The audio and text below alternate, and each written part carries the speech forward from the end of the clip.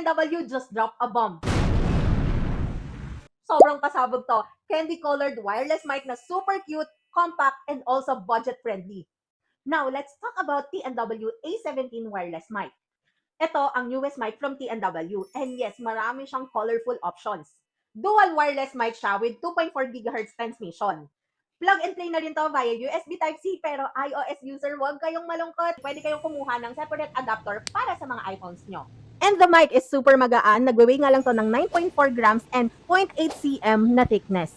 At what I really like about this product, each mic has 12 hours usage time. Plus, if you use the charging case, it can go up to 48 hours. And that's really perfect para sa mga tamad mag-charge katulad ko.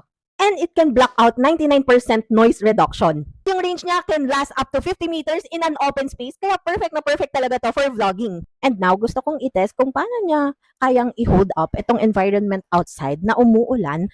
Yung layo ko from the camera and dito sa point na to is around 5 to 6 meters. And kung lalayo pa ako, that adds about another 2 meters. So, itong layo na to is around 8 meters. Nasa pinakadulo na ako ng bahay namin. So, lalakad pa ako, tignan ko kung makaka-capture pa rin niya yung boses. Pero kung na-capture na to, this one is really amazing kasi ang layo na talaga nun. And perfect na perfect siya for vlogging outside. Kamusta? Sa tingin nyo, maganda ba? Kung nagko-content ka, nagtuturo online, or even nagpa-vlog, this T&W A17 is really a smart choice. Hindi man siya pang pro level, pero for everyday use, pasok na pasok talaga to sa banga. At kung gusto mo ng gear na functional na, tapos aesthetic pa, I recommend to get the candy colored like this. Kung gusto mo rin ito, ililink ko na lang yan dito. Yun lang, ciao!